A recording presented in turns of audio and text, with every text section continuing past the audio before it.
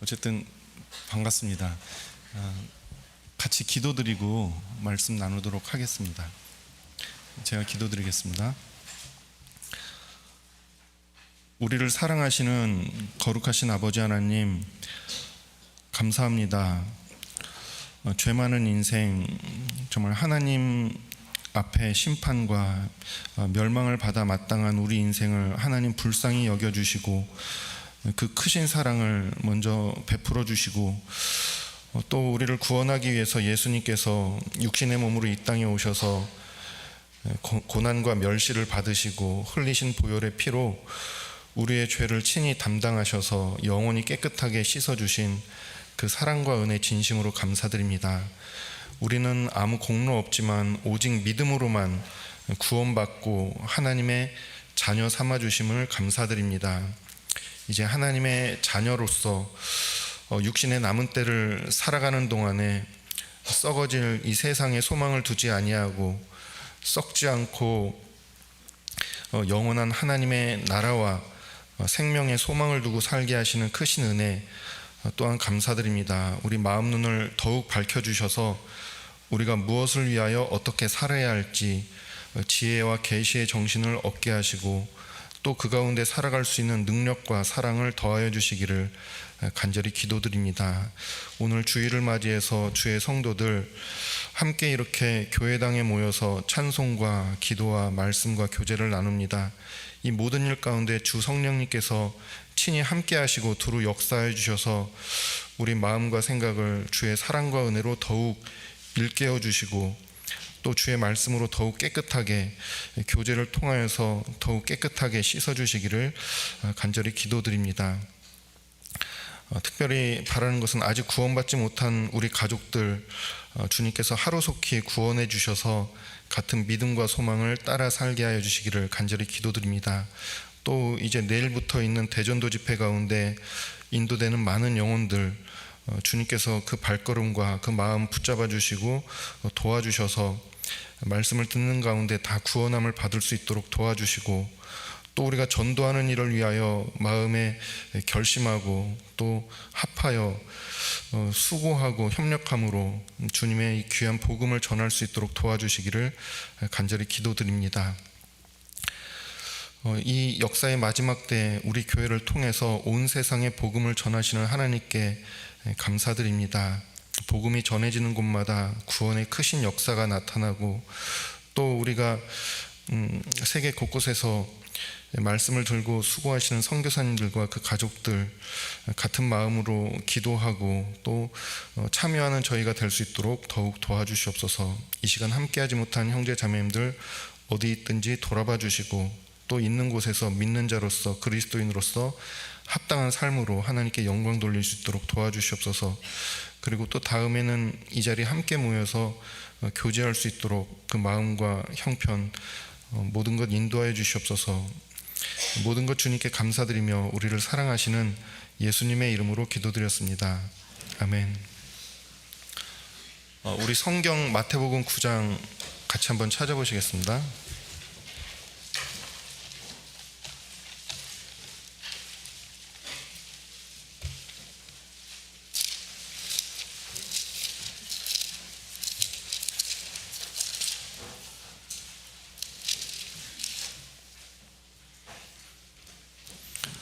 구 장 13절 말씀만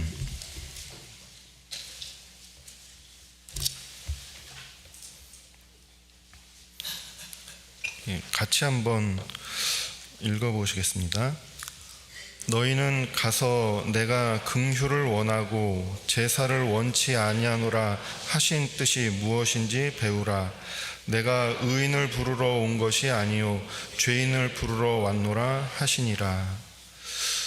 저는 부산 기장교회에서 교제하고 있는 송주성 형제입니다. 아마 기장 잘 모르시죠? 대부분 못 들어보셨을 거라고 생각하는데 제가 오늘 아침에 나오는데 기장 아시더라고요. 어떤 형제님께서 기장 멸치 다시마 유명하지 말씀하시는데 맞습니다. 멸치하고 다시마가 유명한 지역이거든요. 그리고 부산 지역에 이제 동쪽 끝에 그러니까 해운대 바로 위에 있습니다. 저도 이제 기장교회 가기 전에는 기장이라는 지역을 전혀 이제 듣지도 보지도 못했는데 참 기장 지역에서 이렇게 교제하면서 참 풍경도 좋고 사람들도 좋고 이제 교회가 해운대 교회에서 2018년도에 자립을 했거든요. 한계구역 자립해가지고 이제 6년이 조금 넘어가는 것 같습니다. 그런데 그 사이에 건축도 하게 되고 그래서 올해 11월 9일 날 입당식도 하게 됐거든요. 그래서 이제 어쨌든 작지만은 연약하지만은 복음을 위해서 또 하나님께서 세워주신 교회고 생각나시면은 좀 같이 이렇게 기장교회 관심 가지고 생각해 주시고 기도해 주시면 감사하겠습니다. 저는 이제 오산교회 처음 왔는데요. 신앙생활 하면서 저도 2003년 9월 13일 날 구원을 받고 이제 서울중앙교회에서 신앙생활 하다가 전도인 부름 받고 익산교회에 있다가 기장을 거쳐서 기장에서 지금 생활하고 있습니다. 그런데 이제 오산교회는 처음 와봤는데 좋네요. 보기 참 좋아 보이십니다. 제가 교회당 올라오는데 이렇게 교회당이 약간 성 같더라고요. 밑에서 이렇게 보니까는 무슨 성 같고 이렇게 배수로가 주변에 쫙 둘러져 있는데 그 해자같이 느껴지, 성 주변에 이렇게 파놓은 물구덩이 같이 해자같이 느껴지고, 그리고 들어왔는데 제가 어제 저녁에 왔는데 주차장이 차로 꽉 차 있었거든요. 그래서 토요일 날 밤인데 막 어두워지는데 차가 꽉 차 있는 교회는 또 처음 본 것 같습니다. 그리고 올라오니까 이제 저희 기장은 8도인데 영상 8도인데 여기는 영상 3도더라고요. 되게 추웠는데 막 형제님들이랑 집사님들 밖에서 다 이렇게 막 이렇게 335 같이 이렇게 막 있는 모습들이 굉장히 밝아 보이고 좋아 보이고, 또 제가 놀란 게 이제 처음에 오산교회 이 설교 배정을 받았는데 사무실 자매님 연락 주시고 또 봉사회장님 연락 주시고, 그런데 너무 이렇게 친절하고 너무 이렇게 배려를 잘 해주시고, 또 올라왔는데 이제 관리 집사님이시더라고요. 또 맞아주시는데 너무 친절하고 만날 때마다 깜짝깜짝 놀랄 정도로. 그리고 오늘 앞에 앉아서 이렇게 있는데 형제 자매들이 기운이 좀 이렇게 밝고 이렇게 모습들이 이렇게 환한 그런 분위기라서 좀 좋은 교회다, 좀 이런 마음이 많이 드는 것 같습니다. 어디 가든지 참 즐거운 모습으로 신앙생활 하시는 것 같아서 너무 감사드리고, 오산 지역에 이렇게 힘 있는 교회가, 우리 교회가 있는 게 하나님께 감사가 되는 것 같습니다. 이제 오늘 말씀은 저희가 마태복음 9장 13절 말씀을 찾았는데, 예수님께서 이제 마태의 집에서 함께 마태가 잔치를 베풀고 세리들과 죄인들과 함께 앉아서 식사를 하고 있었습니다. 그런데 바리새인들이 그 모습을 보고요, 너희 선생은 어찌하여 세리와 죄인들과 함께 잡수시느냐. 이제 바리새인은 잘 아시는 것처럼 그 이름의 바리새인이라는 뜻이 구별된 자라는 뜻이거든요. 구별된 사람들. 로마 시대 때 그 방탕하고 타락한 문화 속에서 하나님의 백성답게 살겠다고 뜻을 정하고 정말 하나님의 율법을 고수하면서 하나님의 백성답게 구별된 모습으로 살아가던 열심 있는 사람들이었거든요. 근데 그 바리새인들이 이 죄인을 아주 무시하고 경멸했습니다. 그래서 죄인들과는 밥상도 겸상하지 않았던 거죠. 그런데 예수님께서 세리들, 그 당시 대표적인 죄인들이잖아요. 세리들과 죄인들과 함께 앉아서 이제 식사를 하시니까, 아니 너희 선생은 어찌하여 세리들과 죄인들과 함께 식사하냐고. 그때 이제 예수님께서 하신 말씀입니다. 건강한 자에게는 의원이 쓸데없고 병든 자에게라 쓸데있느니라. 너희는 가서 내가 긍휼을 원하고 제사를 원치 아니하노라 하신 뜻이 무엇인지 배우라 라고 하셨거든요. 그래서 이 말씀은 그 하나님께 대한 열심이 있었던 바리새인들을 향해서 예수님께서 이걸 배워야 된다라고 하신 말씀인데, 우리도 이제 구원받고 신앙생활을 하고 있는데요, 하나님 앞에 신앙생활을 하는 사람들이 반드시 배워야 될 것 중에 하나가, 하나님은 긍휼을 원하시고 제사를 원치 아니하노라 하신 뜻이 무엇인지 이제 우리도 배워야 되겠다라고 생각이 됩니다. 그래서 오늘 이 말씀을 가지고 이제 주제를 잡았는데요, 이 말씀은 호세아서 6장 6절에 우리가 전도 집회 때마다 자주 듣는 말씀이죠.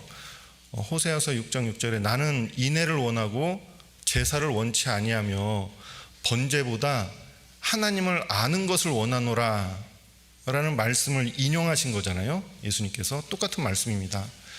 그래서 나는 인애를 원하는 거, 하나님은 인애를 원한다라고 하셨는데, 그 인애를 원하시는 것을 아는 것이 하나님을 아는 거죠. 하나님은 제사를 원하는 게 아니라 인애를 원하신다. 하나님은 사랑이시다라고 하셨거든요. 그래서 사랑하는 자는 하나님을 알고 사랑하지 않는 자는 하나님을 알지 못한다라고 또 요한일서 4장에도 말씀하셨습니다. 그래서 하나님은 궁극적으로 우리에게 사랑을 알기를 원하시는 거죠. 사랑을 받고 사랑을 하고, 이게 이제 진짜 하나님이 원하시다라는 겁니다. 거기서 인애라는 뜻이 이제, 죄송합니다, 그냥 히브리 말로, 이스라엘 사람들 말로 헤세드라고 하거든요. 헤세드. 아마 이렇게 다니시면서 뭐 헤세드라고 써 있는 것도 많이 보셨을 거예요. 그 헤세드가 이제 간략하게 언약에 근거한 사랑, 이 언약에 근거해서 그 상대에게 잘 대해주는 거, 이거를 이제 헤세드라고 하거든요. 그래서 하나님이 사람을 향해서 헤세드라는 단어를 쓰시면은 인애, 사랑, 자비, 긍휼, 뭐 이런 뜻으로 나타납니다. 사람이 하나님을 향한 헤세드를 나타낼 때는 이제 충성, 성실, 경건이라는 단어로 쓰이는 거죠. 그래서 하나님은 우리에게 인애를 원한다라고 하셨는데, 이 헤세드가 가장 잘 설명된 성경이 룻기라고 생각이 되거든요. 룻기. 그래서 이제 나오미의 며느리였던 룻이 이제 남편도 잃어버리고 자식들도 잃어버리고 아무것도 남아있지 않은 별 볼 일 없는 시어머니, 그 시어머니를 끝까지 따라가겠다라고 했던 것은 그 시어머니에 대한 사랑인 거죠.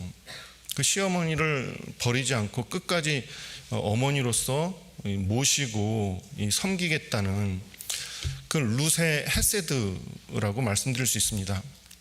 그리고 시어머니를 따라 이스라엘에 도착했던 룻에게 이 보아스가 보여준 게 헤세드라는 거죠.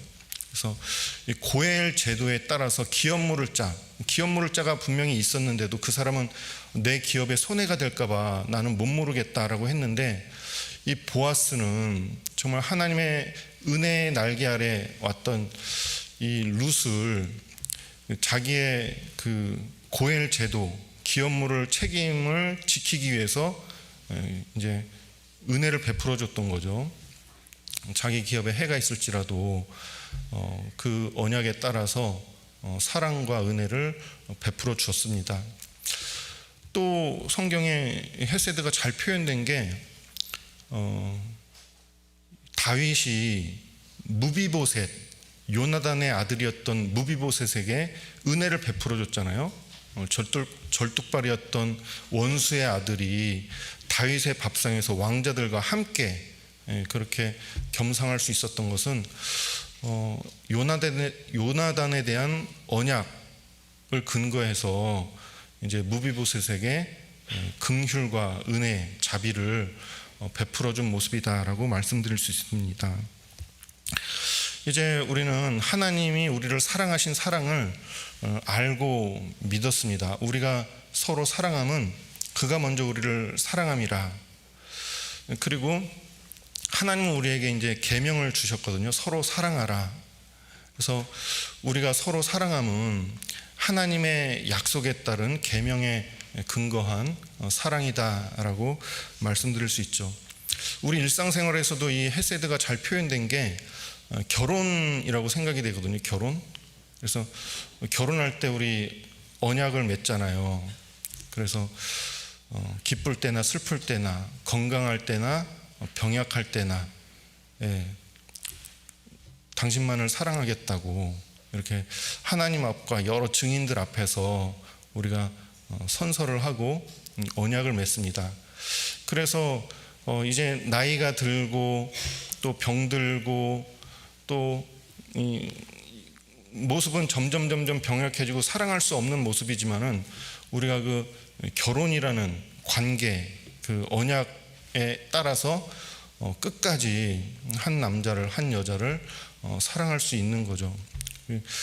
오늘 그래서 하나님은 인애를 원하신다, 긍휼을 원하신다, 이 헤세드를 원하신다라는 것을 좀 말씀을 드리려고 합니다. 하나님께서 이제 언약을 맺은 이스라엘 백성에게 율법을 주셨죠. 율법. 그 율법은 하나님과의 어떤 언약이잖아요. 그 율법이 추구하는 정신이 바로 사랑이죠. 그래서 율법을 이제 온전히 지키는 사람은 사랑을 추구하고 사랑을 이루는 거죠. 그래서 피차 사랑의 빛 외에는 아무에게든지 아무 빚도 지지 말라. 남을 사랑하는 자는 율법을 다 이루었느니라. 사랑은 이웃에게 악을 행치 아니하나니 그러므로 사랑은 율법의 완성이니라. 그래서 이 율법의 정신을 우리가 이제 율법을 추구하고 율법대로 살려고 하면은 율법이 말하는 게 결국은 하나님을 사랑하고 이웃을 사랑하라는 말이구나. 이것을 이제 우리가 알 수 있잖아요. 예수님께서 어떤 율법사에게 율법이 너에게 뭐라고 말하냐, 마음을 다하고 목숨을 다하고 힘을 다하고 뜻을 다해서 주 너의 하나님을 사랑하라. 이것이 크고 첫째 되는 계명이고 둘째는 내 이웃을 내 몸과 같이 사랑하라. 이 두 말씀에 온 율법을 다 이루었다라고 말씀하고 있습니다. 그래서 성경에 이제 신명기를 이렇게 쭉 읽어보면 신명기에 사랑이라는 단어가 참 많이 나오는데 이제 세세한 율법들을 하나님께서 이렇게 규정해 주셨잖아요. 근데 신명기 22장에서 24장을 이렇게 쭉 보니까는요, 하나님이 얼마나 이렇게 세세하게 이 율법을 통해서 세세하게 우리가 생활을 해야 될 규정들을 말씀해 주시는지, 이제 내 형제의 우양이 넘어진 것을 보거든, 우양이 길을 잃은 것을 보거든 반드시 형제에게 찾아주라고. 짐승이 길을 잃어버렸는데, 내 형제의 우양이 길을 잃어버렸는데도 못 본 채 하지 말고, 이제 중요한 건 못 본 채 하지 말고 반드시 그걸 이제 맡아 두었다가 형제에게 찾아주라고. 넘어진 것을 봐도 못 본 채 하지 말고 일으켜 주라고. 그리고 이제 길을 가다가 새가 있는데 어미와 새끼가 같이 있어요. 그러면 둘 다 잡지 말고 어미는 놓아주고 새끼는 취해도 가하다. 그러니까 하나님께서 얼마나 이렇게 세세하게 이 생활 규범들을 알려주셨는지 아는데, 그 생활 규범들의 내용을 잘 보면은요, 항상 마음 속에 이제 야박하게 막 못 본 척하고 이렇게 살지 말고 마음 속에 짐승을 향해서도 이 마음속에 어떤 불쌍히 여기는 마음, 긍휼과 자비, 인애, 새끼를 취할 때도, 새를 취할 때도, 새끼를 잡을 때도 부모와 자식을 한꺼번에 잡는 게 아니라 부모는 놔주고 새끼만 취하는 건 가하다. 마음속에 항상 이제 어떤 불쌍히 여기는 마음, 상대방의 형편을 헤아려 주는 마음, 그런 걸 가지고 생활하게 하시는 거죠. 집을 만들 때도 난간을 지어서 사람이 떨어지지 않게 하라라고 하셨거든요. 그래서 만약에 지붕에 난간이 없어서 사람이 떨어지면요, 그 피가 너에게로 돌아갈까 주의하라고 하셨습니다. 심지어는 결혼을 했어요. 어떤 사람이 결혼을 했는데 그 결혼을 하면은 신혼부부잖아요. 그러면은 남자를 군대에 보내지 말고 1년 동안 아무 일도 시키지 말고 그 결혼 생활을 좀 이렇게 즐길 수 있도록 배려해 주는 거죠. 배려. 그러니까 그런 걸 하나님이 법으로 이렇게 만들어서 언약 있는 백성이 어떤 모습으로 살아가야 될지를 아주 세세하게 규정을 해 주셨거든요. 이렇게 돈을 빌려줬습니다. 그래가지고 담보물을 잡는데, 전진물을 잡을 때 어떤 이제 돈 될 만한 물건들을 이제 취해야 되잖아요.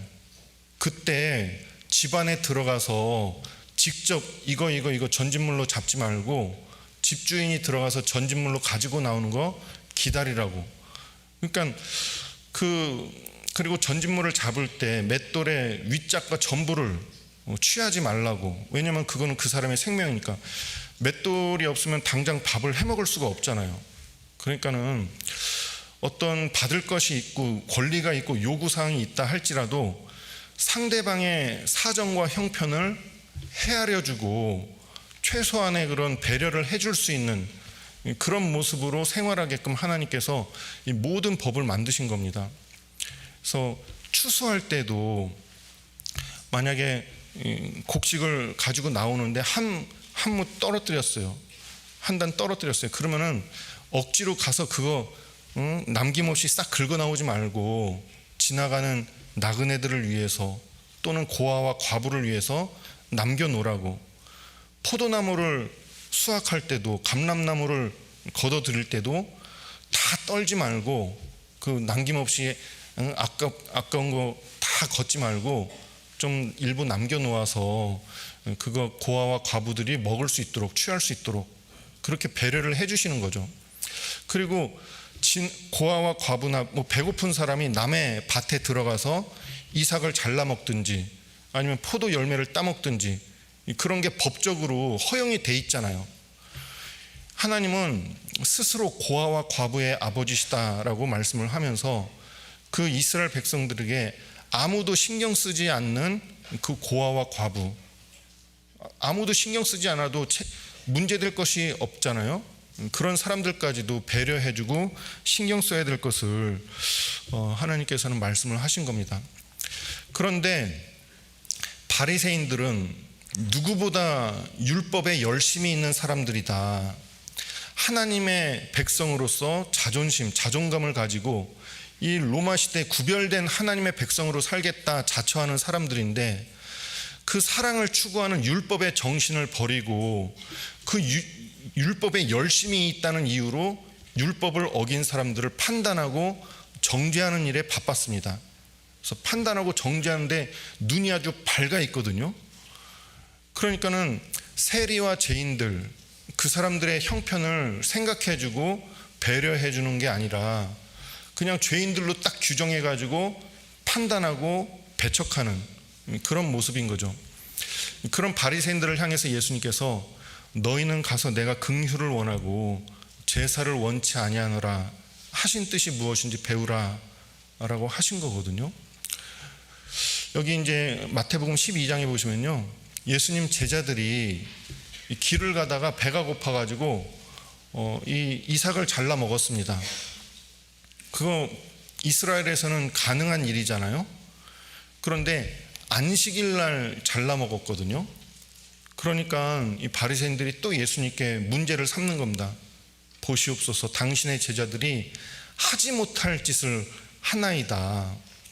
안식일 날 이제 그 미슈나라고 하죠. 미슈나. 거기 이제 구전 율법을 문서화 시킨 건데, 그걸 이제 거기다 주석을 단 게 탈무드이기도 하고. 근데 그 미슈나에 보면은 안식일날 성경에 그 안식일을 거룩히 지키라라고만 했지 어떤 것이 하지 말아야 될 일인지 구체적으로 명시가 안 돼 있잖아요.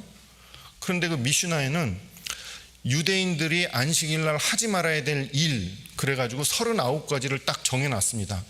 그 중에 이제 추수하는 일, 탈곡하는 일, 뭐 바느질하는 일, 뭐 이런 것들을 구체적으로 딱딱딱딱 정해서 이런 일들 하지 말아야 된다고 정리를 해놨거든요. 그런데 안식일날 이제 제자들이 이삭을 잘랐어요. 추수한 거죠. 그리고 그걸 까서 먹었어요. 탈곡한 거죠. 그러니까는 안식일날 추수하고 탈곡하는 일을 한 거거든요. 원래는 법적으로 가능한 일인데, 허용된 일인데 안식일날 했다는 이유로 해가지고 죄로 규정짓고 그들을 정죄하는 겁니다. 당신 제자들이 안식일날 하지 못할 일을 합니다. 그때 예수님께서 말씀하시거든요. 다윗과 함께한 자들이 제사장 외에는 먹지 못하는 진설병을 먹었던 것을 성경에서 읽지 못하였느냐? 그 사무엘상 22장에 보시면은 다윗이 사울을 피해서, 사울이 죽이려고 하니까 도망가면서 이제 며칠 동안 먹지 못해가지고요, 그 제사장 아히멜렉을 찾아갔는데 너무너무 배가 고프니까 제사장한테 먹을 것 좀 달라고 이제 부탁을 했거든요. 그러니까 제사장이 먹을 게 어디 있어요. 그래서 이제 안식일마다 그 진설병 위에 떡을 이렇게 교체를 하잖아요. 그 교체되고 이제 남은 떡이 있는 거예요. 그거 원래는 제사장만 먹을 수 있게 돼 있는 거거든요. 그런데 아히멜렉이 제사장만 먹어야 되는 떡을 다윗과 함께한 자들에게 준 거예요. 그러니까 이 문자적으로는 제사장만 먹을 수 있는 규정이 있는데 아히멜렉은 왜 그 다윗과 함께한 자들에게 진설병을 주었을까요? 그들이 배고픔에 그 지쳐 있고 그 먹을 것을 간절히 사모하는 모습을 불쌍히 여긴 거죠. 그래서 자기가 줄 수 있는, 제사장에게 허용된 떡인 거잖아요. 내가 줄 수 있는 것은 이 떡밖에 없는 거거든요. 그래서 그 내 이웃을 나의 몸과 같이 사랑하라 하신 그 율법의 정신을 따라서 이제 자기만 먹을 수 있는 떡이지만 나에게 허용된 것을 그 함께한 자들에게 준 거거든요. 예수님께서 그 말씀을 하시면서 그것을 읽지 못하였느냐, 성경에서는 그것을 문제시 삼고 있지 않고 예수님께서는 그것을 통해서 오히려 안식일날 일을 했다고 정죄하는 바리새인들을 책망하시는 그런 성경 근거로 삼으신 거죠. 또 제사장들이 안식일날 성전에서 일을 하여도 죄가 되지 않는 것을 너희가 알지 못하느냐? 그렇죠. 안식일을 지켜야 되는데 제사장들은 성전에서 일을 하잖아요. 서서. 왜냐? 하나님께 제사 드리기 위해서 나오는 백성들, 그 백성들의 제사를 드리기 위해서 소 잡고 양 잡고 계속해서 일을 하잖아요. 하지만 안식일날 그 일을 해도 죄가 되지 않는 거죠. 왜냐하면 하나님께 제사 드려야 된다는 더 큰 명분이 있기 때문에 그것이 죄가 되지 않았다는 겁니다. 그래서 예수님께서 말씀하셨죠. 마가복음 2장에 보시면은 안식일이 사람을 위하여 있는 것이 아니라, 사람이 안식일을 위하여 있는 것이 아니라 안식일이 사람을 위하여 있는 것이니라. 인자는 안식일의 주인이니라 하셨거든요. 하나님이 안식일을 왜 주셨냐? 사람을 위해서 주신 거다라는 거예요. 하나님이 율법을 왜 주셨냐? 하나님의 거룩하심과 선하심과 그 하나님의 뜻을 나타내기 위해서 이 율법을 주셨지만은 그 율법을 통해서 궁극적으로는 우리의 유익을 위해서 주신 거거든요. 그래서 사람이 율법을 따라서 살면은 율법 율법을 쫓아서 살면은 사람답게 되는 거죠. 근데 율법을 저버리면은 뭐 짐승이나 다를 게 없는 거죠. 사람이나 짐승이나 다를 게 없는 겁니다. 그래서 율법을 주신 이유가 뭡니까? 사람을 위해서, 우리를 위해서 주신 거거든요. 그런데 여기 한번 마태복음 12장을 보시겠습니다. 마태복음 12장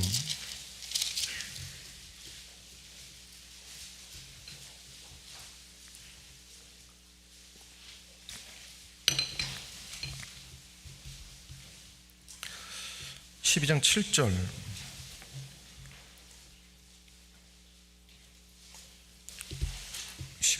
말씀을 같이 한번 읽어보시겠습니다.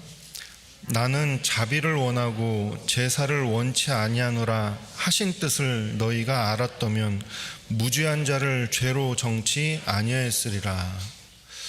이게 지금 예수님이 왜 이 말씀을 하셨냐면요, 이제 12장 1절부터 쭉 보시면은 안식일 날 제자들이 밀밭 사이로 가면서 그 이삭을 잘라 먹은 것 때문에 죄인으로 지금 정죄하고 있는 거거든요. 당신의 제자들이 안식일 날 하지 못할 일을 합니다. 그래서 예수님께서 지금 다윗과 함께한 자들이 진설병을 먹고 제사장이 안식일 날 성전에서 서서 일을 해도 죄가 되지 않는다라는 말씀을 하시면서 이 말씀을 하신 거예요. 나는 자비를 원하고, 아까 호세아서 6장 6절이죠.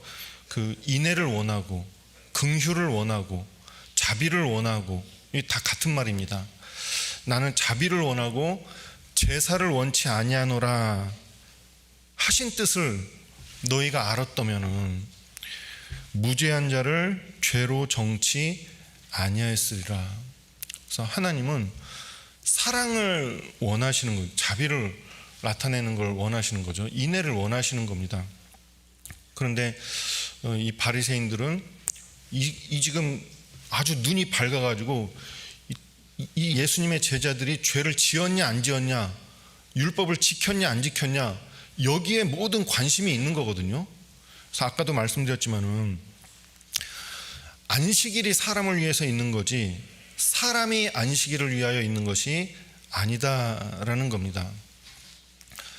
그래서 바리새인들은 율법을 정말로 추구했다라면은 사랑을 나타냈어야 되죠. 정말 그 배고픔 가운데서 이렇게 있는 그 제자들을 불쌍히 여길 수 있는 그런 마음을 갖는 것이 마땅한 거죠. 그런데 바리새인들은 율법은 밟고 율법을 잘 지킨다고 하지만은 불쌍히 여기는 마음, 자비를 나타내는 마음, 이 사랑의 마음이 없었던 거거든요. 정죄하는 거였습니다.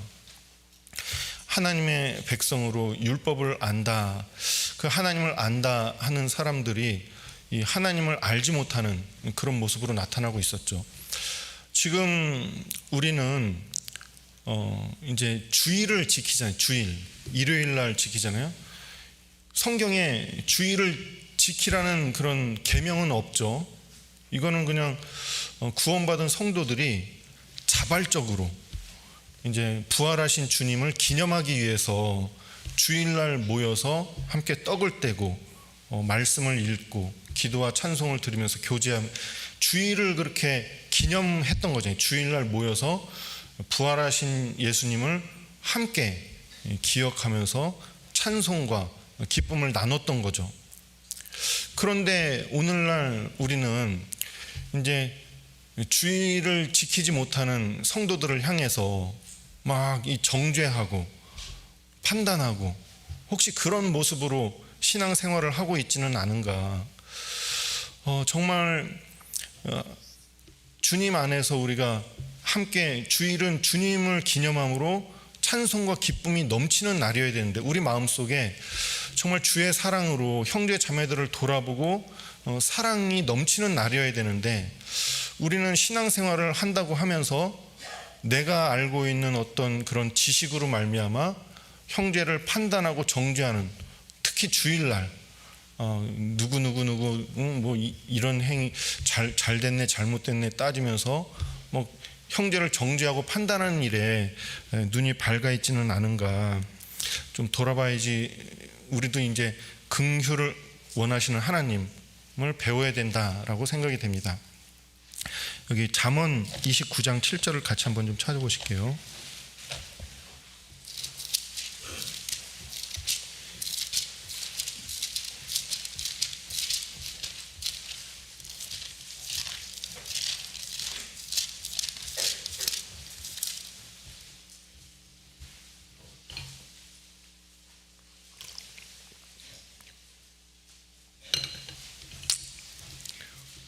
칠 절 말씀을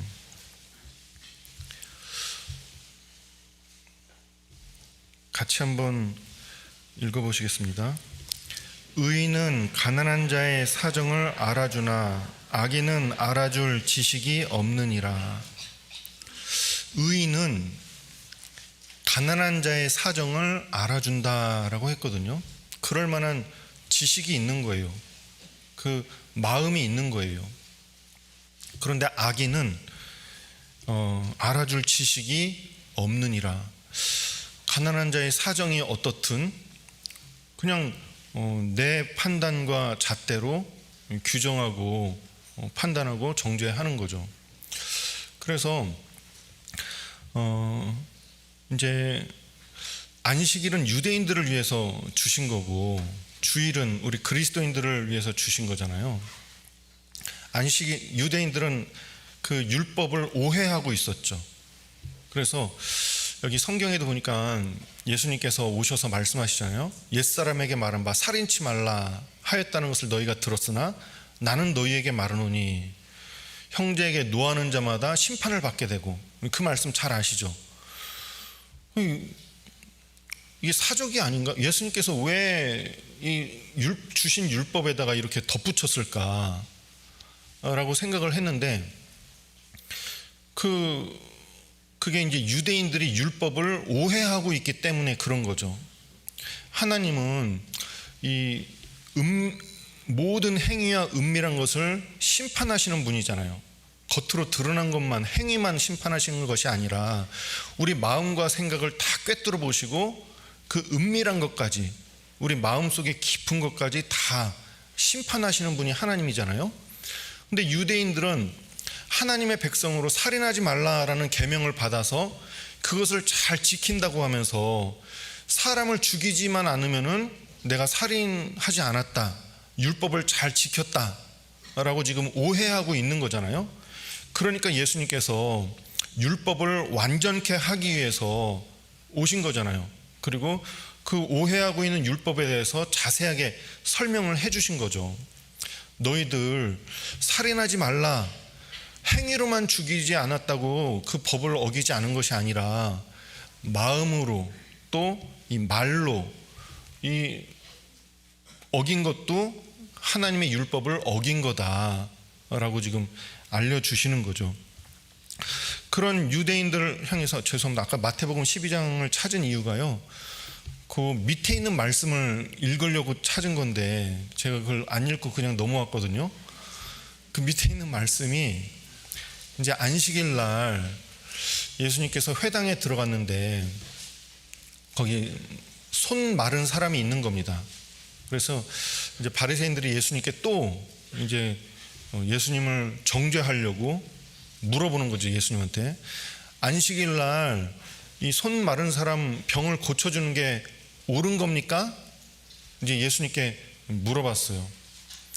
그러니까 예수님께서 뭐라고 하셨냐, 너희가 안식일 날 양이 구덩이에 빠지면은 건져주지 않냐. 그렇죠.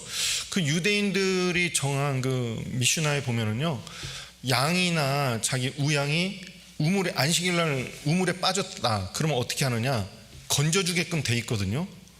그런 너희들이 정한 그 법대로, 장로의 유전대로 양이 우물에 빠져도, 안식일 날 양이 우물에 빠져도 너희들 건져주지 않냐, 그거 너희들 마땅하다고 이야기하지 않냐. 그런데 사람이 양보다 얼마나 더 귀하냐 그러면서 안식일 날 선을 행하는 것이 옳으니라. 그러면서 예수님께서 그 손 마른 자의 손을 고쳐주셨거든요. 그렇죠. 안식일 날 선을 행하는 것이 옳은 겁니다. 그러니까 우리는 이것을 하면은 법을 어기는 거냐 아니냐 막 이런 걸로 이 바리새인들은 지금 막 예민해져 가지고 따지고 하고 있는데, 세상에서도 그러잖아요. 이 상위법이 있고 하위법이 있습니다. 이 하위법은 조금, 상위법과 하위법이 약간 좀 이렇게 부딪히는 경우에는 상위법이 우선하는 거죠. 그러니까는 이 사랑은 최고한 법이거든요. 가장 높은 법이에요. 그래서 야고보서 2장에 너의 이웃을 나의 몸과 같이 사랑하라 하신 최고한 법, 가장 높은 법을 지키면은 잘하는 것이거니와, 우리가 조금 부족한 것이 있고 조금 뭐 이런 규정에 벗어나는 것이 있다 할지라도 사랑을 이룰 수만 있다면, 사랑을 나타낼 수만 있다면, 정말 긍휼과 자비, 인애를 우리가 나타낼 수 있다면 그것이 옳은 거죠. 그것이 잘하는 겁니다. 선을 행하는 것이 맞는 거다라는 거거든요. 그래서 하여튼 우리가 주일날, 꼭 주일만이 아니라 이 모임에 우리가 서로 받아주고 또 서로 위로해주고 격려해주고 하면서 마음을 함께해서 선을 추구하고 도모하는, 함께 하나님을 찬양하고 주님 안에서 기뻐하고 서로 붙잡아주고 위로해주는, 그것이 더 좋은 거라는 거죠. 조금 뭐 규정이 이런데 저런데 막 이런 걸 따지는 것보다는 어쨌든 사랑과 선을 나타내는 게 더 중요한, 더 우선되는, 하나님 앞에 옳은 것이다 라는 것을 생각할 수 있습니다. 이 마태복음 20장에 보시면은 포도원의 비유가 나오거든요. 그런데 그 포도원 비유를 뭐라고 그랬냐, 예수님께서 천국은 마치라는 표현으로 하시거든요. 천국은 마치 이른 아침에 품꾼을 구하러 포도원에 나간 그 것과 같다라고. 그러니까 이 포도원에 일꾼을 찾아서 나간 그 주인과 같다라고 그렇게 표현하고 계시거든요. 그 주인이 이른 아침에 나갔습니다. 그래서 놀고 있는 사람들을 불렀어요. 포도원에 가라. 내가 한 데나리온을 쳐주겠다. 그래서 이제 포도원에 가서 일을 했습니다. 그런데 3시에 나갔어요. 3시에 나갔는데 놀고 있는 사람들이 있는 거예요. 너희도 포도원에 가라. 내가 한 데나리온 쳐주겠다. 그래서 들어갔어요. 그런데 이제 6시, 9시에도 그렇게 하고 11시에 나갔어요. 11시에 나갔는데도 여전히 놀고 있는 사람들이 있는 거예요. 아니, 너희는 어찌해서 종일토록 이렇게 놀고 있냐고. 우리를 써주는 사람이 없습니다. 너희도 포도원에 가라. 내가 품삯을 쳐주겠다. 그래서 이제 포도원에 가서 11시에 온 사람들이 1시간을 일했는데 하루 이제 일당을 계산할 시간이 된 거예요. 그래서 주인이 나중에 온 사람부터 이렇게 계산을 해주는데 한 데나리온을 쳐준 거예요. 하루 품삯을 준 거예요. 그러니까 이제 아침부터 종일 수고하면서 더위를 맞았던 사람들이 기대를 한 거죠. 1시간만 일한 사람도 한 데나리온을 받았는데 우리는 더 받겠구나 생각하고 있다가 똑같이 한 데나리온을 받았거든요. 그러니까 주인을 향해서 원망하고 불평한 겁니다. 아니 우리는 종일토록 이 포도원에서 수고하고 고생했는데 어떻게 1시간 일한 사람하고 똑같이 이렇게 대우를 해주냐. 주인이 말하죠. 내가 너희와 약속한 것이 한 데나리온이 아니냐. 내 것을 가지고 내가 내 마음대로 할 것이 아니냐. 내가 선함으로 너희가 나를 악하다고 하느냐? 너희 것이나 가지고 가라 라고 이제 한 거죠. 그러면서 하신 말씀이 이와 같이 먼저 된 자로서 나중되고 나중된 자로서 먼저 될 자가 많으니라.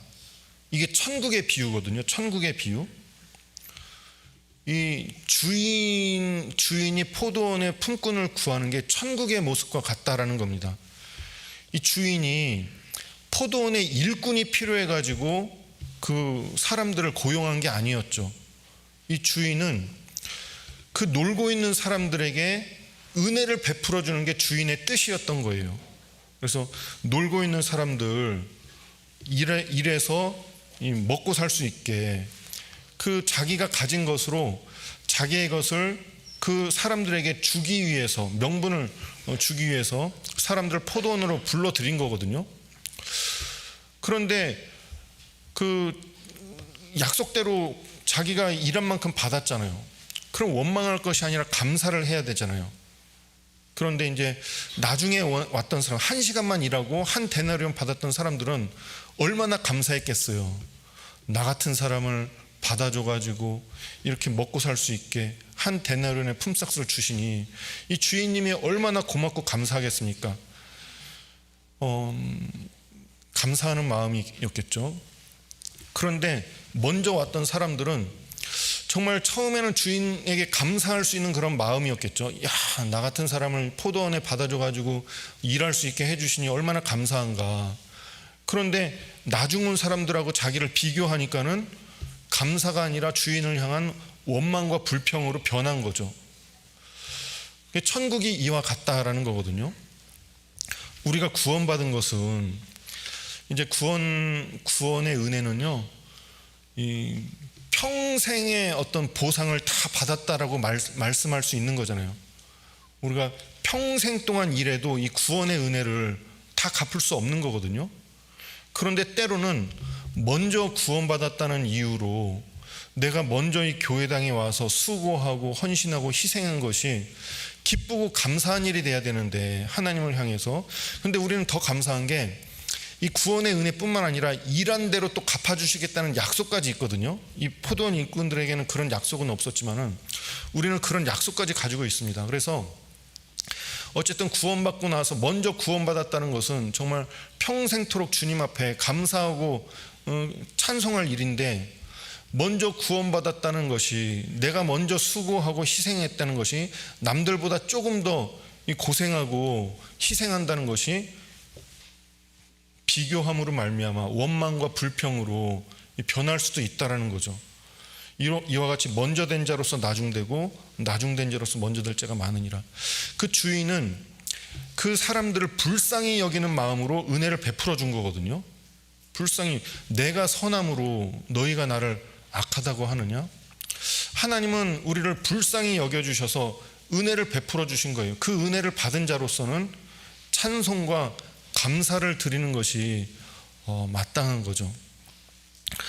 그래서 우리가 이제 나이를 먹을수록, 세월이 흐를수록 사실은 마음을 더 넓게 가지고 더 인자하고 더 사랑이 풍성한 그런 사람이 돼야지 마땅하잖아요.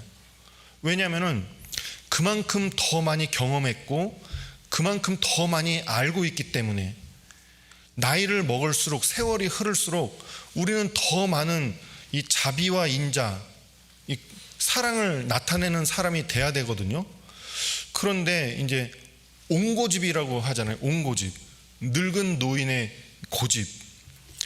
나이를 먹어갈수록 사람이 고집스러워지고, 그리고 이렇게 불평하는 그런 모습이 될 수도 있다라는 겁니다. 오히려 자기를 주장하고 자기를 내세우는 그런 모습으로 갈 수도 있다라는 거거든요. 왜? 살아보니까 내 건 내가 챙겨야 되겠다, 이런 마음이 강해져서 그런지 모르겠는데, 그리스도인은 그래서는 안 되죠. 우리가 시간이 지날수록, 세월이 흐를수록 더 많은 사랑과 자비와 긍휼을 나타내는 그런 삶을 살아야 됩니다. 왜? 하나님은 다 아시고 또 우리는 그걸 알고 있기 때문에, 하나님께 받을 자이기 때문에 그렇습니다. 여기 미가서 6장을 좀 같이 한번 찾아보실게요.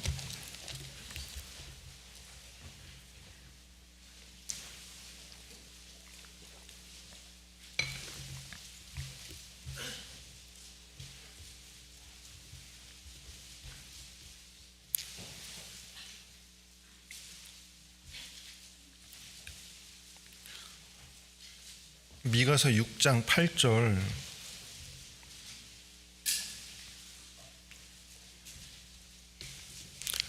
말씀을, 미가서 6장 8절 말씀을 같이 한번 읽어보시겠습니다. 사람아, 주께서 선한 것이 무엇임을 내게 보이셨나니 여호와께서 내게 구하시는 것이 오직 공의를 행하며 인자를 사랑하며 겸손히 내 하나님과 함께 행하는 것이 아니냐. 하나님이 사람에게 요구하시는 것이 무엇입니까?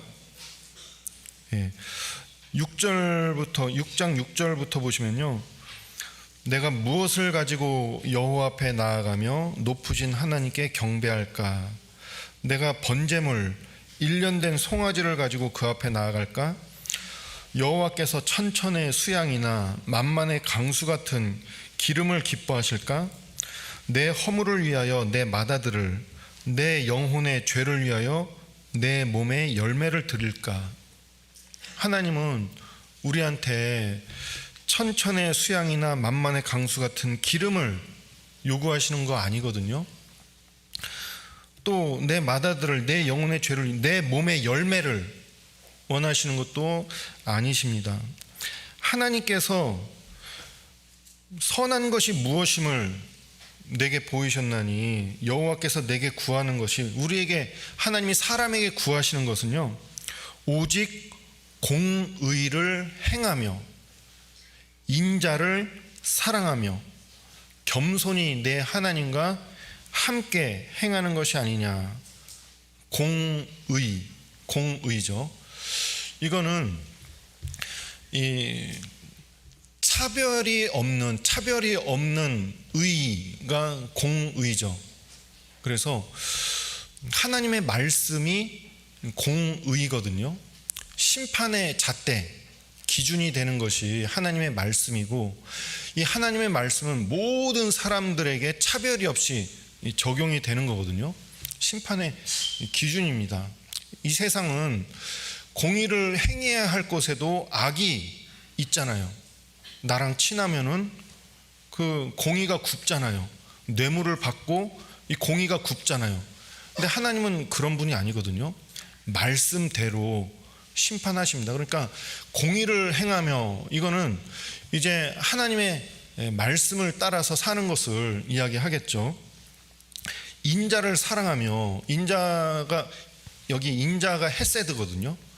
인자를 사랑하며, 그러니까는 긍휼, 자비, 인애를 베푸는 거죠. 나타내는 거죠. 긍휼과 자비와 인애를 마음속에 품고 사는 겁니다. 겸손히 내 하나님과 함께 행하는 것이 아니냐. 하나님과 동행하는 삶을 말하는 거죠. 이 말씀을 예수님께서 똑같이 하셨거든요. 마태복음 23장을 한번 찾아보시겠습니다. 마태복음 23장.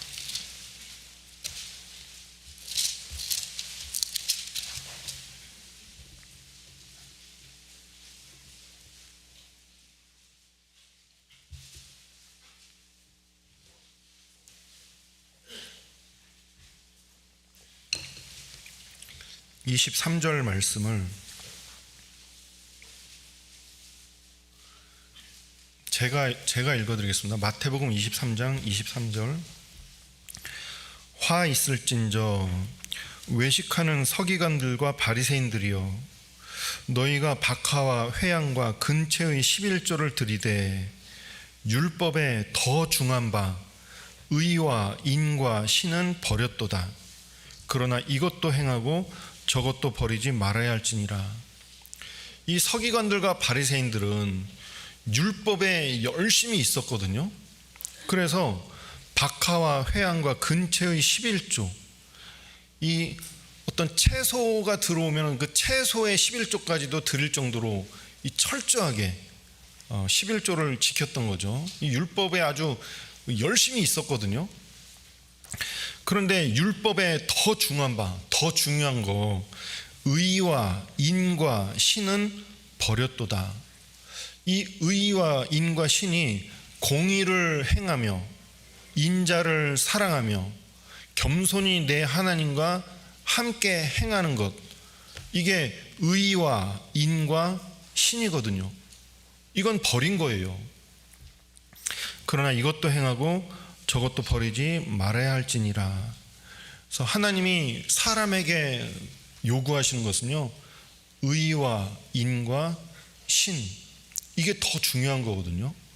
그래서 우리가 어떤 작은 규정에 매이는 것보다는 정말 의와 인과 신을 추구하는 그런 삶을 사는, 하나님과 믿음으로 동행하는 삶, 그 믿음으로 동행하는데 마음속에 사랑을 품고 하나님을 사랑하고 이웃을 사랑하고 사람을 정말 사람에게 관심을 가지고 내 주변의 형제 자매님들, 그러니까 어떤 봉사의 일 때문에 사람에게 관심을 가지지 못하는 일들이 많잖아요.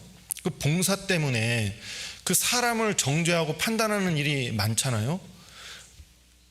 의와 하나님의 말씀을 따라서 우리가 기준이 분명히 있습니다. 그냥 막무가내로 하는 게 아니라 지식을 따라서 이 의를 행하면서 사랑을 품고 주님과 동행하는 삶, 이게 하나님께서 우리에게 요구하시는 삶이다라는 겁니다.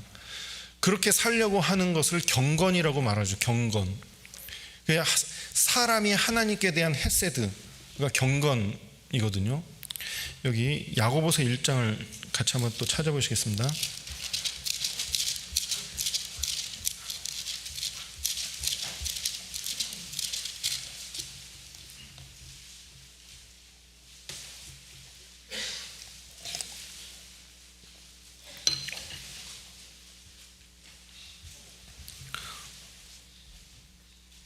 야고보서 1장 27절 말씀을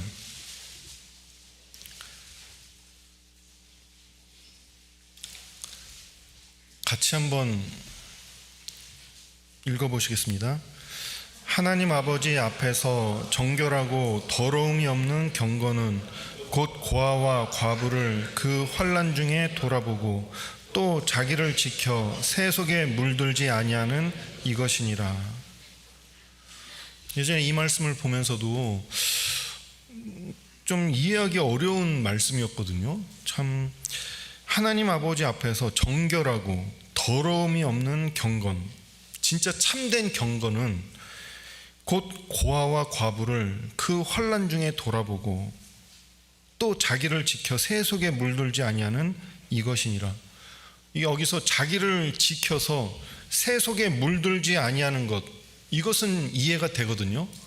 이 세상과 구별된 삶, 하나님의 자녀로 합당하게 살기 위한 어떤 그런 노력들, 이런 것은 경건이라고 생각이 되는데, 이 고아와 과부를 환난 중에 돌아보는 게 왜 참된 경건일까? 그런데 고아와 과부를 돌아보는 게 더 우선순위거든요.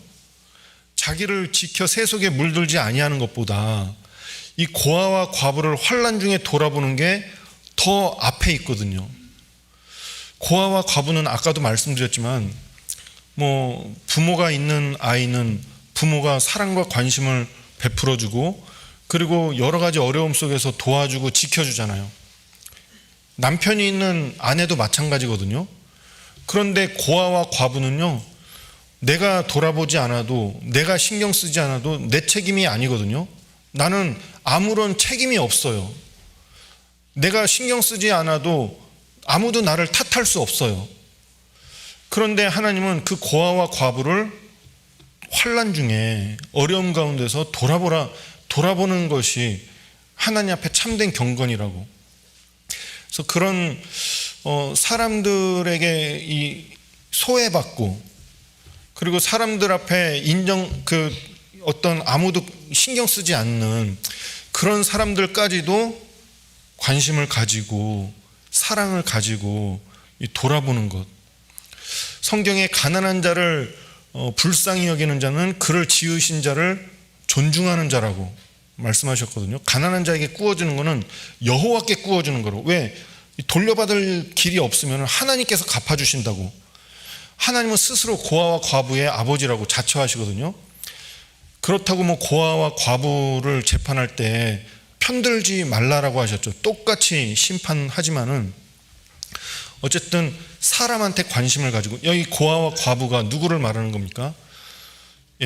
영적으로 구원받지 못한 사람들, 이 고아와 과부잖아요. 영적으로 우리는 아버지가 있잖아요. 영적으로 하나님이 아버지가 되시고 예수님께서 이제 우리 남편이 되시는데, 이 고아와 과부, 구원받지 못한 사람들을 우리가 불쌍히 여기고 돌아볼 수 있는 그런 마음이 필요하죠. 내일부터 전도 집회 있잖아요. 그 전도 집회에 참석하는 영혼들을 위해서 우리가 함께 기도하고, 또 그 영혼들을 함께 돌아보고, 또 그 영혼들을 위해서 수고하는 그 모든 일들이 하나님 앞에 이 참된 경건의 그 기반이라고 말씀드릴 수 있죠. 그리고 세속에서 자기를 지켜 세속에 물들지 아니하는 이것이 참된 경건이다. 그래서 하나님 앞에 우리가 뭐 올바른 생활을 하는 것만 중요한 게 아니라 이 마음속에 사랑을 품고 사는 것, 인자를 사랑하는 것, 이 그 긍휼, 자비를 품고 사는 것, 그게 중요하다라는 겁니다. 여기 요나서에 보면은요, 그 요나 잘 아시죠? 요나. 하나님께서 그 요나라는 선지자한테 아수르 니느웨에 가서 외쳐 고하라고 말씀을 주셨어요. 하나님이 그 니느웨를 심판하실 거라고, 그 죄에서 돌이킬 수 있도록 이 요나를 보냈거든요. 근데 요나가 그게 싫은 거예요. 이 요나는 하나님을 경외하는 자거든요.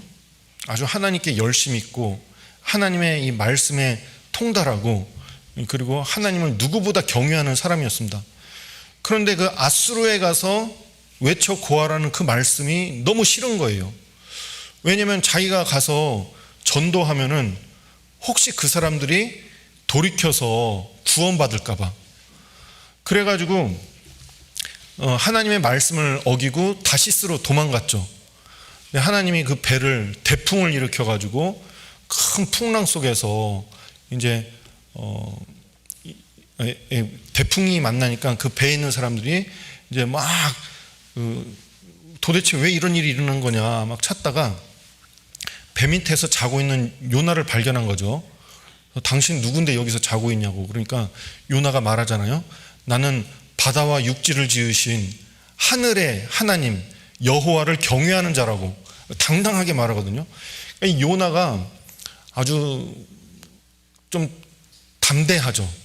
막 대범하고 막 겁도 없고, 그리고 자부심, 하나님께 대한 어떤 자부심과 이런 것이 아주 가득한 사람이거든요. 하나님께 대한 열심과. 그래서 막 제비 뽑았는데 이제 요나가 걸려가지고 요나가 말을 합니다. 나를 바다에다가 던지라고. 그러면은 잠잠해질 거라고.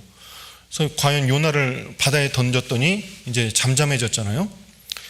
그러니까 아주 담력도 큰 사람이거든요. 뭐 거칠 게 없고 뭐 무서운 게 없는 사람이죠.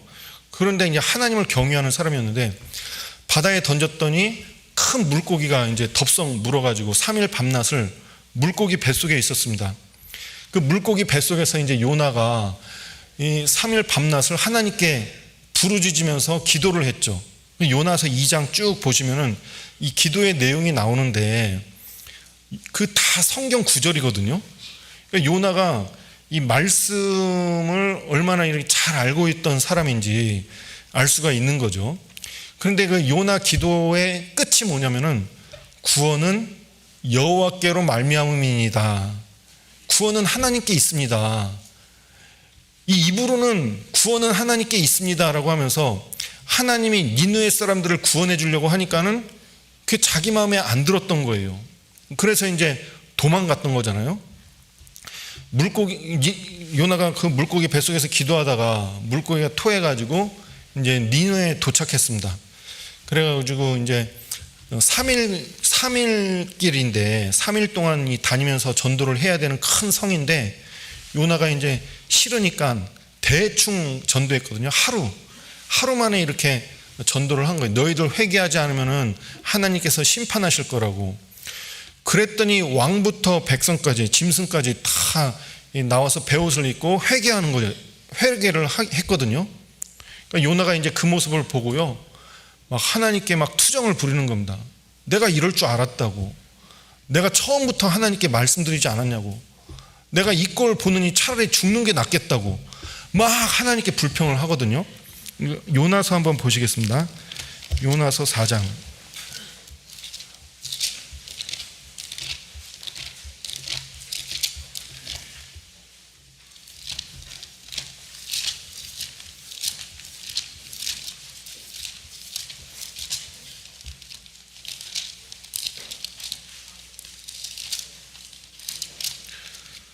요나서 4장 1절부터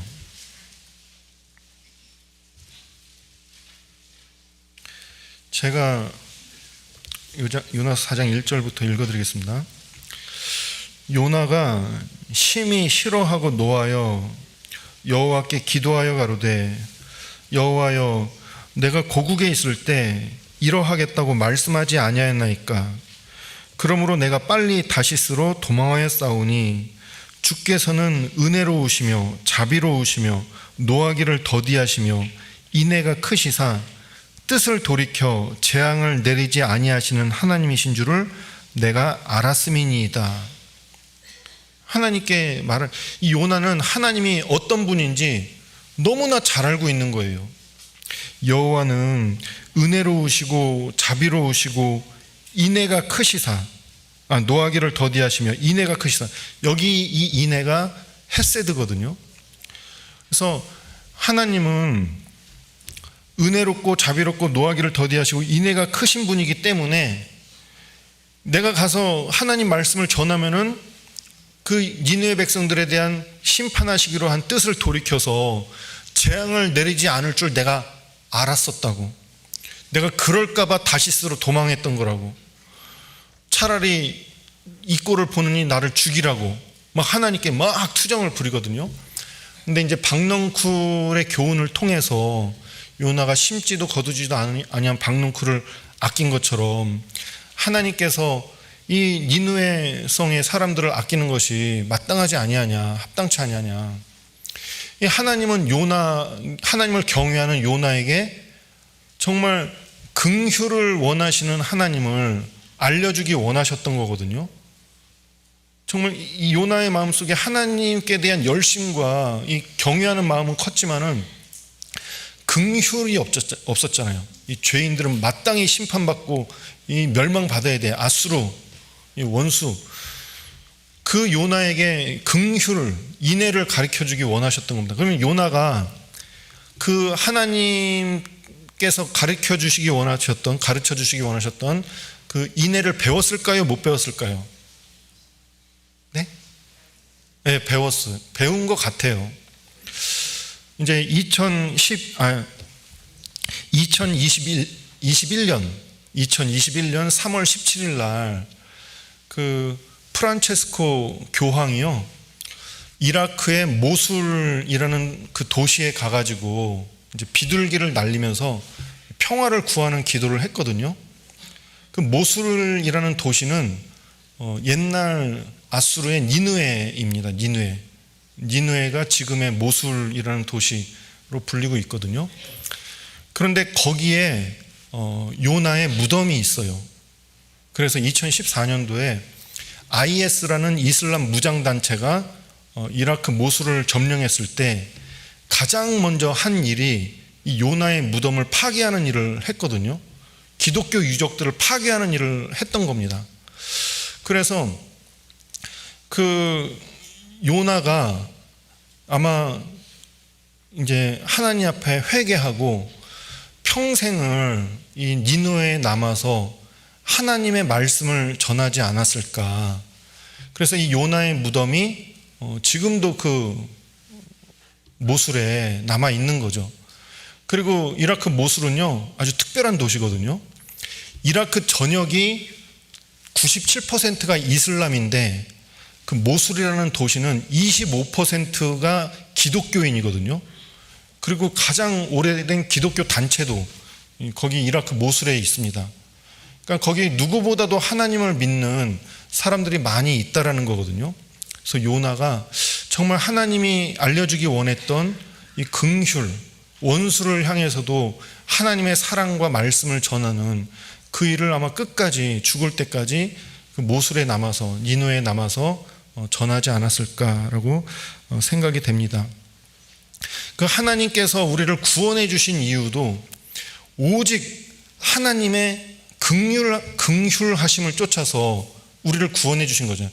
우리의 행한 바 의로운 행위, 우리가 뭐 잘나고 예쁘고, 저는 처음에 구원받았을 때요, 내가 좀 착해서 구원해 주셨나? 약간 그런 생각을 했거든요. 내가 좀 정직하게 살려고 하니까 하나님이 구원해 주셨나? 좀 나에게 어떤 구원받을 만한 그런 건덕지가 있는 줄 알았어요. 그래서 하나님이 나를 구원해 주신 것이 아닐까라고 생각을 했는데, 시간이 지나면 지날수록 나에게는 구원받을 어떠한 그런 아무것도 그런 게 없는 거죠. 구원받을 만한 하나님 앞에 인정받을 만한 것이 하나도 없는데, 하나님이 오직 그의 긍휼하심을 쫓아서 나를 불쌍히 여기시는 하나님의 그 자비와 그 사랑을 따라서 나를 구원해 주셨구나.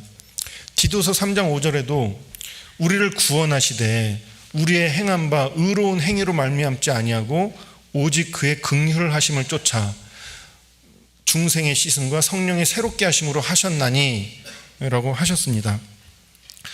그래서 이제 누가복음 10장에 보시면은요, 이제 선한 사마리아인의 비유가 나오잖아요.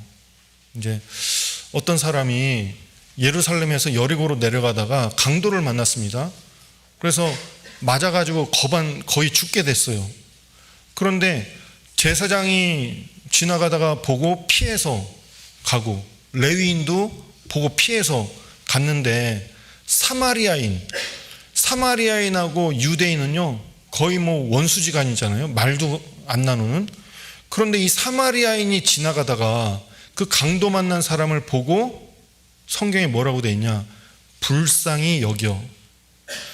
그 사마리아인이 왜 강도 만난 사람을 이렇게 자기 기름과 포도주로 상처를 씻고 싸매고 나귀에 태워가지고 주막에 맡기면서 2데나리온을 주면서 이 사람 좀 치료해 주라고, 부비가 더 들면 내가 돌아올 때 갚아주겠다고 그러면서 그 사람을 살려주잖아요. 왜 그랬습니까? 네? 불쌍히 여겨서 긍휼을 베풀어 준 거죠. 긍휼. 예수님께서 말씀하십니다. 누가 이 사람의 이웃이냐? 주여 자비를 베푼 자니이다. 하나님은 긍휼을 원하시고 자비를 원하시는 분이, 제사를 원하시는 분이 아니시다. 이것을 너희가 알았다면, 이것을 너희가 배워야 된다고 말씀하고 계시는 거거든요. 거기서 긍휼을 베푼 자, 자비를 베푼 자가 누굽니까? 예수님이시죠. 우리는 강도 만난 자였죠. 거의 죽게 된 사람이었는데 이제 예수님의 긍휼로 말미암아서 그 자비를 입어서, 은혜를 입어서 우리가 살았습니다. 구원을 받았어요. 예수님께서 말씀하십니다. 이제 가서 너도 이와 같이 하라. 우리가 정말 주의 선하심을 맛보았으면, 주의 은혜를 입었으면, 주의 긍휼과 자비를 받은 자라면은 이제 우리도 가서 긍휼을 베풀어야죠. 그 자비를 나타내야죠. 구원받지 못한 사람들을 향해서 이 선한 길로 인도해야죠. 이제는 나보다 돈이 많은 사람이라고 해도, 내가 미워하는 사람도, 우리가 원수까지도 사랑할 수 있는 이유가 뭡니까? 주의 사랑을 입었기 때문에, 주의 약속이 있기 때문에, 주님께서 원하시기 때문에 말씀을 따라서 그렇게 사랑하는 거죠. 성경에 말씀하십니다. 너희가 너희를 사랑하는 자를 사랑하면 칭찬받을 것이 무엇이뇨? 죄인들도 이렇게 하느니라. 너희가 너희를 선대하는 자를 선대하면은 칭찬받을 것이 무엇이냐? 죄인들도 그렇게 하느니라. 나를 사랑하는 자를 사랑하고 나한테 잘해주는 사람한테 잘해주는 건요, 죄인들도 그렇게 하는 거거든요. 누구나 다 그렇게 하는 겁니다. 그런데 예수님은 우리에게 말씀하시죠. 원수를 사랑하라고. 원수까지도 사랑하라고. 왜? 하나님은 하나님을 모르는 자들과 악인들에게도 은혜를 베푸시는 분이거든요. 햇빛과 비를 내려주시잖아요. 하나님을 믿는 사람들에게만 햇빛을 주시고 은혜를 주시는 분이 아니시라, 하나님을 대적하는 사람들에게도 햇빛과 비를 주시는 하나님이시잖아요.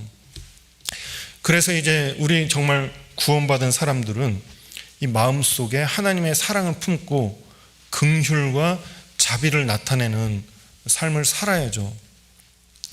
그래서 성경에는 말씀하시죠. 하늘에 계신 너희 아버지의 온전하신 것 같이 너희도 온전하라 라고 하셨거든요. 근데 그 똑같은 말씀이 누가복음 6장에는 뭐라고 말씀하셨냐? 하늘에 계신 너희 아버지의 자비하신 것 같이 너희도 자비하라. 우리가 온전하게 될 수 있는 길이 무엇입니까? 자비를 나타내는 거거든요. 사랑을 나타내는 겁니다. 그게 우리가 온전하게 되는 길이거든요. 골로새서 3장 12절에 3장 14절에 이 모든 것 위에 사랑을 더하라. 이는 온전하게 매는 띠니라. 우리같이 연약하고 부족하고 죄 많은 사람들이 이제 구원을 받아서 하나님의 자녀가 되었어요. 하나님의 자녀가 되었지만은 여전히 육신에 속해서 살고 있고 이 연약함과 부족함 가운데 죄 가운데 살고 있습니다. 이런 우리가 하나님은 온전하게 되기를 원하시거든요. 어떻게 하면 우리가 온전하게 될 수 있습니까? 사랑할 때 우리가 하나님께 받은 그 사랑을 품고 정말 공의를 행하며 인자를 사랑하며 겸손히 내 하나님과 동행하는 그 사랑을 추구하고 사랑을 나타내는 삶을 살아갈 때 우리가 온전케 된다라는, 하나님 앞에 온전한 모습으로 나타나는 거죠. 그래서 무엇보다도 열심으로 사랑을 해야 됩니다. 사랑은 이 허다한 죄를 덮어주거든요.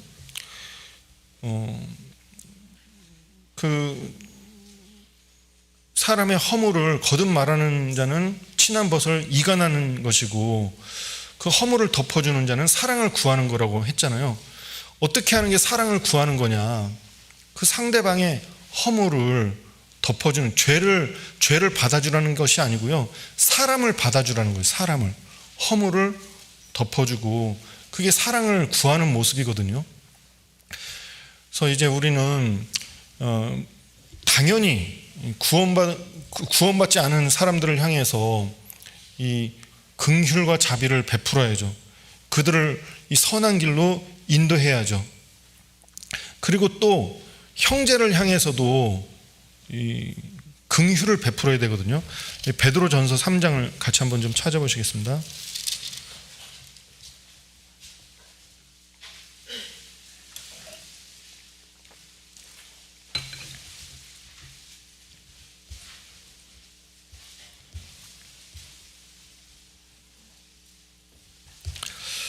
베드로전서 3장 8절 9절 말씀을 같이 한번 읽어보시겠습니다. 마지막으로 말하노니 너희가 다 마음을 같이하여 채우라며 형제를 사랑하며 불쌍히 여기며 겸손하며 악을 악으로 욕을 욕으로 갚지 말고 도리어 복을 빌라. 이를 위하여 너희가 부르심을 입었으니 이는 복을 유업으로 받게 하려 하심이라. 이 베드로 사도가 흩어진 교회들에게 편지를 보냅니다.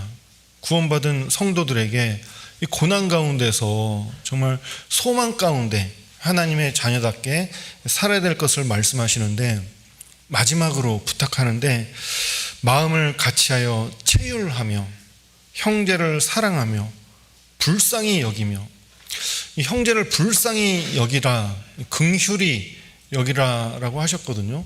그래서 우리가 형제를 불쌍히 여겨야 돼요. 베드로가 말하죠. 주여, 형제가 나에게 죄를 지으면 내가 몇 번이나 용서하리이까? 7번 하리이까? 예수님이 말씀하셨습니다. 70번씩 7번이라도 하라라고 하면서 그 1만 달란트 탕감받은 자의 비유를 말씀하셨죠. 1만 달란트 탕감받은 자, 그 사람 이제 갚으라고 하니까 주여 내가 갚겠나이다 하면서 엎드려서 비는 모습에 불쌍해서 그 1만 달란트를 탕감시켜줬습니다. 그랬더니 이 사람이 나가서 자기한테 100데나리온 빚진 자를 붙잡아다가 갚으라고 그 동관이 내가 갚겠나이다 비는데 그 옥졸에다 붙여가지고 갚을 때까지 옥졸에다가 붙여놓은 거죠. 그 소식을 들은 사람들이 민망해가지고요, 그 1만 달란트 탕감해준 주인한테 그 이야기를 전한 겁니다. 그랬더니 1만 달란트 그 탕감받은 그 사람을 불렀죠. 내가 너를 불쌍히 여겨서 1만 달란트를 탕감해 주었거늘 네가 그 동관을 불쌍히 여김이 마땅치 아니하냐. 그러면서 그 사람을 옥졸에다가 이제 붙인 거죠. 그러면서 말씀하십니다. 중심으로 내 형제를 용서하지 아니하면 천부에 계신 아버지께서도 그리할 거라고 말씀하거든요. 그래서 우리한테 이제 죄를 짓는 형제들, 우리한테 잘못하는 형제들, 이 교회 안에서 신앙생활을 하다 보면은요, 서로 부딪히고 상처 주고 그런 일들이 많거든요. 그러니까는 차라리 모르는 사람들이 더 나아 보여요. 원수가 형제예요. 교회 안에 형제가 원수 같아요. 그럴 때도 있잖아요. 그런데 우리는 서로를 향해서 불쌍히 여기고 사랑을 구해야 되거든요. 서로 받아주고 용서하는 것이 필요합니다. 왜냐, 이 마태복음 6장도 한번 찾아보시겠습니다.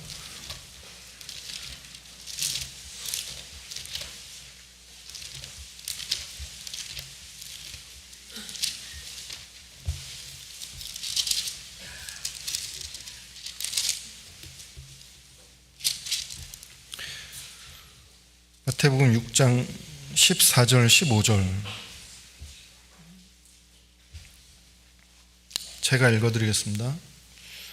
너희가 사람의 과실을 용서하면 너희 천부께서도 너희 과실을 용서하시려니와 너희가 사람의 과실을 용서하지 아니하면 너희 아버지께서도 너희 과실을 용서하지 아니하시리라. 우리에게 죄 지은 자를 사하여 주옵시고, 주기도문 예수님께서 가르쳐 주신 기도 속에 우리에게 죄 지은 자를 사하여 주옵시고, 우리를 시험에 들게 하지 마옵시며 다만 악에서 구하옵소서. 그래서 우리에게 죄 지은 자를 용서하면은 하나님께서 우리의 죄를 용서해 주는데, 우리가 용서하지 않으면은 하나님께서도 우리 죄를 용서하지 않겠대요. 우리는 살면서 그 예수님의 피로 모든 죄를 다 탕감받았지만은 살면서 짓는 죄가 있잖아요. 그 죄로 인해서 징계를 받을 수도 있고, 그 죄로 인해서 하나님과의 교통과 교제가 막힐 수도 있거든요. 우리는 하나님의 자녀로 살아가면서 하나님께 계속해서 은혜를 받아야 되고 하나님과 교제가 계속해서 이루어져야 되는데, 우리가 다른 사람들의 그 죄를 용서하지 않으면요, 이 마음속에 그 다른 사람에 대한 원망과 불평과 이 미워하는 그런 마음들, 그런 것들이 있으면요, 하나님과의 교통이 이루어지지 않거든요. 내가 기도해도 기도의 응답이 이루어지지 않을 수 있는 거잖아요. 그래서 우리는 다른 사람을 불쌍히 여기고 용서해 줘야 돼요. 왜? 나도 똑같이 그런 죄를 지을 수 있거든요. 나도 그런 실수를 할 수 있고 그런 죄를 지을 수 있고, 그게 지금 우리가 육신을 입고 살아가면서 내가 용서하지 못하는 그 죄가 나에게도 똑같이 해당되는 모습이고, 나도 판단받고 심판받는 모습이거든요. 그래서 불쌍히 여기고 용서해 줘야죠. 허물을 감싸 줘야죠. 성경에 보니까 이 다윗이, 이제 정리하겠습니다. 시간이 다 돼가지고, 다윗이 하나님 마음에 합한 자라고 여겨졌거든요. 근데 그 하나님이 다윗에게 사울을 죽일 수 있는 기회를 주셨어요. 엔게디 굴 속에 숨어 있는데 사울이 찾으러 왔다가 거기서 이제 발을 쉬게 된 거죠. 사람들이 이야기합니다. 주변에서 기회가 왔다고, 하나님께서 원수를 당신 손에 붙였다고, 가서 죽이라고. 분명히 그것은요, 하나님께서 다윗에게 주신 기회거든요. 사울을 죽일 수 있는 기회입니다. 하나님이 사울의 목숨을 다윗의 손에 붙이셨어요. 사람들도 다 이야기합니다. 당신 원수 죽이라고, 빨리 가서 기회라고 하나님이 주셨다고. 다윗이 죽인다고 해서 다윗이 뭐 하나님 앞에 뭐 문제될 거 아무것도 없어. 사람들도 다 박수 쳐주고 하나님께서 다윗에게 은혜를 주셨다라고 말할 수 있습니다. 그런데 다윗이요 가가지고 옷자락만 살며시 뱉거든요. 그리고도 마음이 찔렸어요. 그러면서 말합니다. 옷자락을 붙들고 하나님께 외칩니다. 하나님, 이 옷자락을 보시옵소서. 내 손에 악이 없음을 보시옵소서. 악은 악인에게서 난다고 하였으니 내 손으로는 왕을 해하지 않겠습니다. 다윗은 그 사울을 왜 죽이지 않았냐? 하나님께 맡긴 거거든요. 하나님이 처리해 주세요. 하나님 보시옵소서. 이 옷자락, 내 손으로는 악을 행하지 않지만 하나님께서 나와 왕 사이를 보시고 판단하시고 신원해 달라고, 하나님이 갚아주시라고 하나님께 맡긴 겁니다. 그래서 만약에 다윗이 사울을 죽였다면은, 물론 하나님의 주신 은혜를 받은 거지만은 하나님께 칭찬받을 일은 없거든요.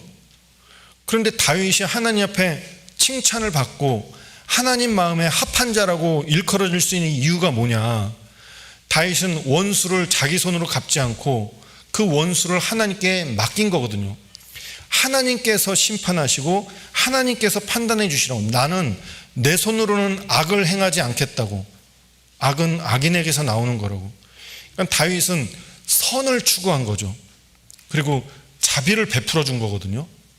그게 하나님 마음에 합한 거죠. 이 잠언 19장도 두 말씀만 찾고 마치겠습니다. 잠언 19장 한번 보시겠습니다.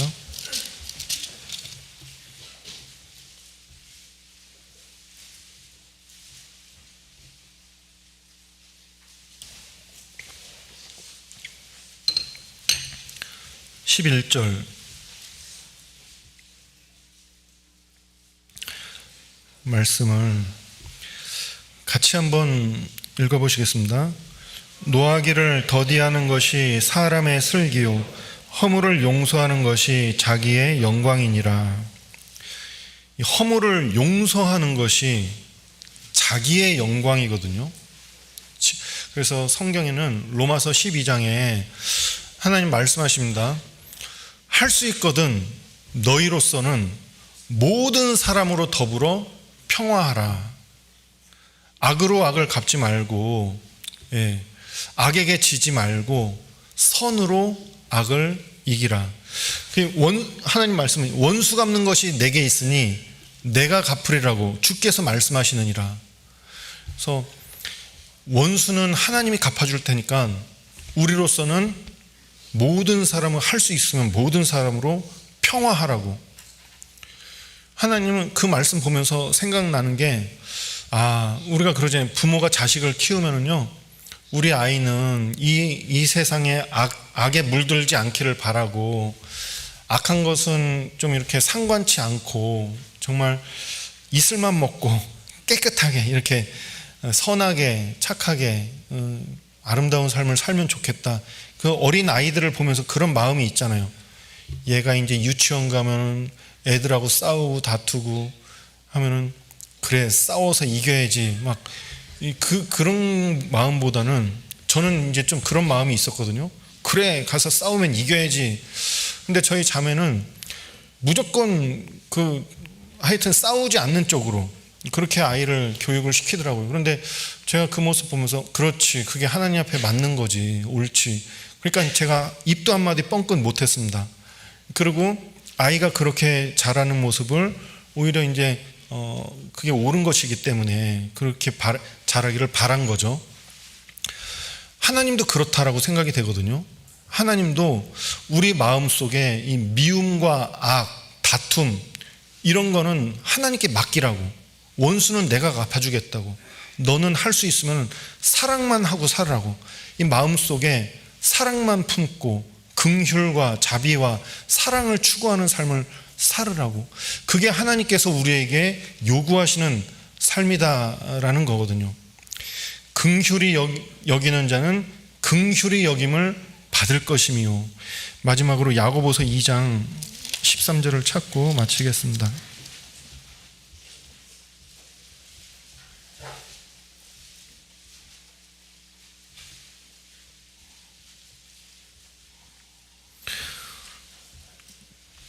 3절 말씀을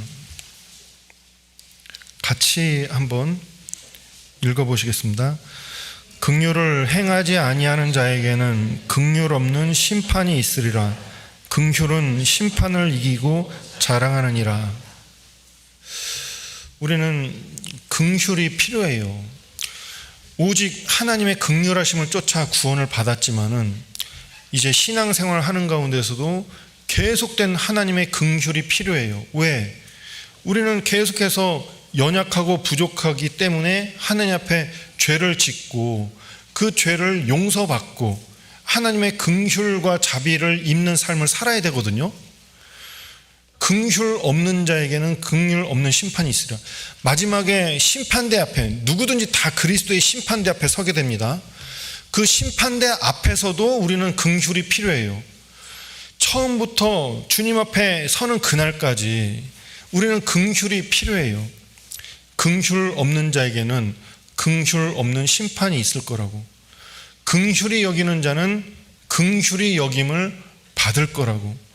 그래서 나는 긍휼을 원하고 제사를 원치 아니하노라.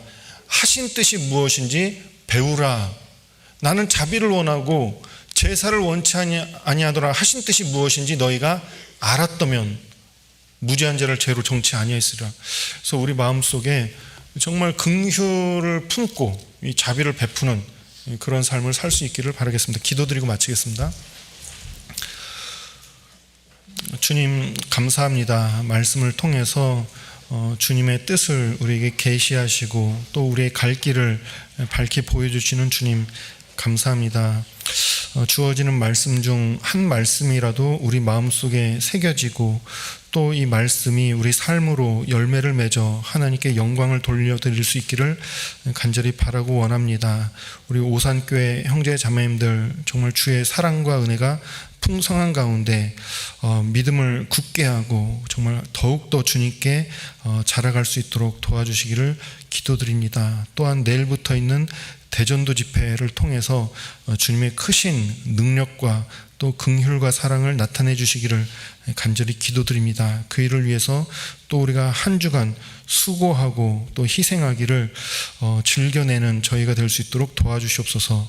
모든 것 주님께 감사드리며 우리를 사랑하시는 예수님의 이름으로 기도드렸습니다. 아멘. 찬송가 417장